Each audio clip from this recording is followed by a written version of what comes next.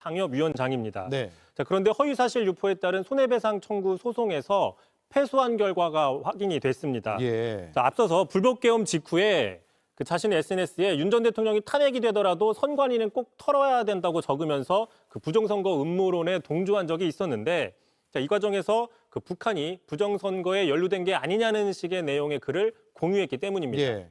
선관위 선거 시스템이 북한이 개입했을 수 있다. 그 시스템에 전형적인 부정선거론자들의 주장 아니에요?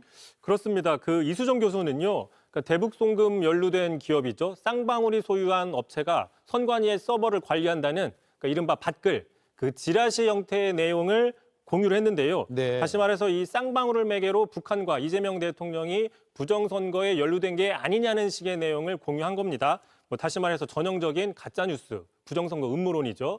물론 이제 이수정 교수는 그때 이건 받은 글이며 또 사실 확인이 필요해서 올린 것뿐이다라고 해명했지만 재판부는 허위사실 유포라고 판결을 한 겁니다. 네.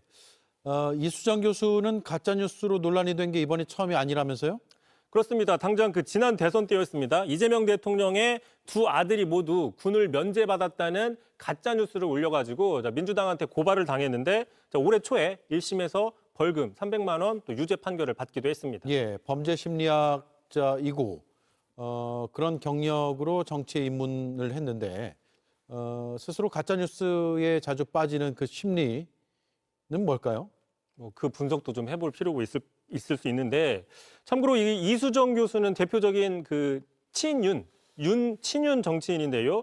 윤석열, 김건희 부부를 과도하게 옹호하는 모습도 있었습니다. 자, 대표적으로 지난 총선 때였죠. 그 윤 전 대통령 그 대파 875원 발언이 논란이 됐을 때 자, 이것은 한 단이 아니라 한 뿌리 가격이라며 당시로서는 상당히 그 창조적인 옹호를 해가지고 화제가 된 적이 있었습니다. 뭐 대파로 대패했다. 뭐 이런 분석들이 있었던 것이죠. 예. 또 게다가 그 김건희 씨의 그 면풍백 수수와 관련해서는 오히려 김건희 씨가 피해자다, 사과할 필요가 없다는 식으로 입장을 바꿔서 당시 그 친윤 지지자들로부터 상당히 그 용기가 있다, 깨어 있다라는 칭찬을 받은 적도 있습니다. 직접 들어보시죠. 이수정이 역시 이성이 깨어있는 사람 같아요. 입장을 바꿨어요. 저는 대단한 용기라고 생각합니다. 김건희 여사는 덫에 빠진 희생자네, 피해자네 라고 생각하게 됐다. 김건희 여사 사과는 필요 없다. 그 불법계엄 이후에도 이른바 윤어게인 행보를 더 강화했는데 자, 대표적으로 지난해였죠. 그 부정선거론자인 그 모스탄이라는 사람이 입국했을 때 그 사진을 올리면서 자, 트럼프로 가는 한 가지 통로라고 적기도 한 적이 있습니다. 네.